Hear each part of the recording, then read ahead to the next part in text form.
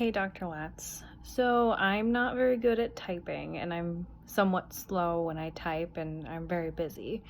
So I've decided to do my RNAs through kind of like vlog kind of style. Yeah, we're just gonna come up with a fun name after. I typically will probably be doing these late at night. So you'll probably just see me hanging out in my room, typically my PJs. Maybe I'll call it like PJ time. I don't know. We'll come up with a fun name after. So basically I'm just going to list off all of the readings and I'm going to basically give my opinion on them and how I found that they were applicable to just my life as a professional or how they're going to be helpful for me for my projects. So yeah, I hope they're not longer than like 5 to 10 minutes. I'm a fast speaker, but this one might be a little bit longer since I did this intro. So I got my notes right here in front of me and I have the articles pulled up so I don't lose my train of thought. So we'll just get started. So I'm going to start with Chang 2018 chapter 3, and I'm probably going to combine the Ellis 1999 as well, just because I had somewhat similar thoughts with them. I found these chapters to be very helpful for me because I personally had never heard of an autoethnography. I'm not even sure if I'm saying it correctly. Like before,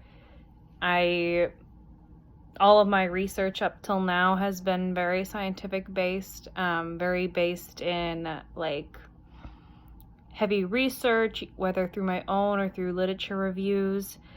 So these were really nice chapters. With Chang, I felt that it just really gave me a very baseline understanding of what an autoethnography was, and it kind of broke it down more into word sections, I guess. Like more of, I always call them word boxes, so it's like the different words and how they make up the word. I can't think of the actual phrase now, but I'm a very definitions heavy kind of person, and so this kind of really helped me put into focus of like what an autoethnography is. So like the basic understanding of being able to put my thoughts into paper and how to be kind of like a self-reflection kind of research, which is something I'd never heard of before. And so, yeah, I don't know. This just kind of gave me a very basic definition of what we were talking about and what we're going to be doing in class. And then with Ellis 1999, I'm a writer in my free time, and so it was kind of nice to see a kind of research article and based around more of like a story format. So like the I said this, she said this kind of story format of going out. It helps me get like a more into my readings and helps me enjoy them more. And so I really appreciated the Sylvia and Caroline like works of like how she went about talking to Sylvia and talking about like her research and everything like that. My big takeaway with that is that sometimes with these autoethnographies, they'll come positive and negative outcomes.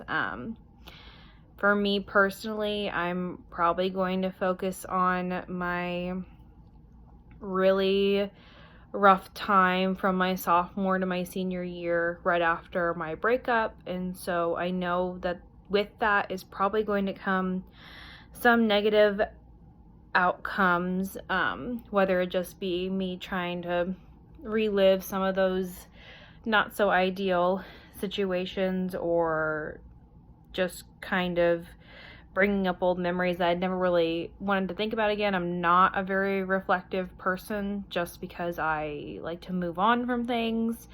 And I know that's not like ideal, but I just kind of move on and I don't really go back and reflect on things. So, but the positive outcomes like for this may be that like it helps me cope with some of the stuff that maybe I'm still dealing with that I haven't really thought of before.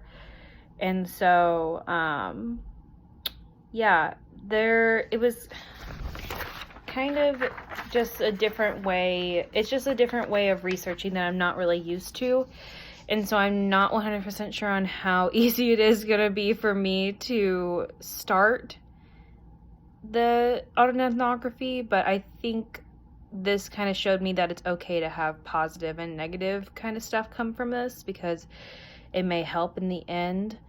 And then I also just kind of really liked where she talked about,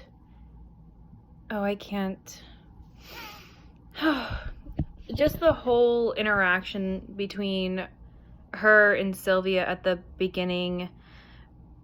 It just reminded me a lot of the times where I'll rush into conversations with professors and spew off 1,000,010 different things and try and be very analytical and very numbers based and not really try and get too close to feelings about like opening up about topics. And so I kind of found myself relating a little bit to Sylvia because she really came into the office and was very like, this is what I'm doing, this is what I need. And she really needed that person to like kind of slow her down and get her to think more reflectively almost. If that makes sense. Yeah. This whole conversation that was in Ellis just ended up being it felt almost like therapeutic to read because it felt like it was a very relatable story for like me in general.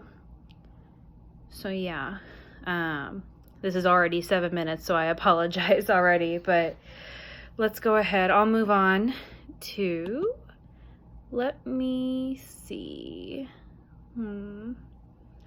I think next I'm going to talk about the almanac.